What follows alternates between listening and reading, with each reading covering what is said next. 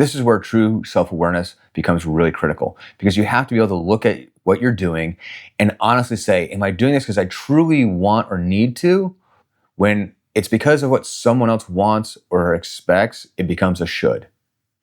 If it doesn't align with your personal values, if it causes you severe anxiety or stress, then it is a should and not a want or a need. If it's a little uncomfortable, but ultimately you're satisfied with doing it and you're happy with the long-term results of doing it and you don't feel a constant dread of doing it, then it is actually a want or a need. But if you tell yourself, I need to do this, but you're constantly filled with dread about doing it, that is a should. So you need to be really honest with yourself and really look at the underlying motivations of why you're doing it. What are the values at play? And because of this kind of masking, when we interchange the words I want and I need for I should, it's really important to begin to look at the underlying values of what it is you're deciding about. Any decision is a choice between at least two things, either A or B, sometimes multiple choices. So when you look at a choice, you need to decide, what are the values at stake here? For example, should I go visit my mom? Well, what are the values at stake here? My mom wants me to visit. She'll be happy if I come. How will I feel if I go? What is my relationship like with my mom? How important is that relationship with my mom? A lot of people argue about how important your relationship with your parents is. But if your parents are abusive, physically or emotionally, if they openly disapprove of who you are as a person, then this may not be a relationship that is very good for you. So you need to look at the value you place in that relationship.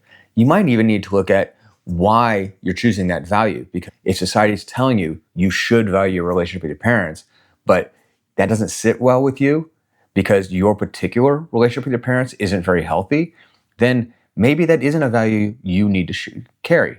You need to go deeper. You really need to get down to what it is you really value. If that particular thing is putting the value of your relationship with your parents in conflict with your relationship with yourself, you need to choose which you value more. But on the other hand, maybe it's just, I do value my relationship with my parents, but on the other hand, I really want to go to my friend's pool party. In that case, the decision is probably much easier. See, a lot of times these decisions aren't that critical, but even in the non-critical decisions, taking a look at what are the underlying values helps you really clarify these things so that when you do have more critical decisions, you already know.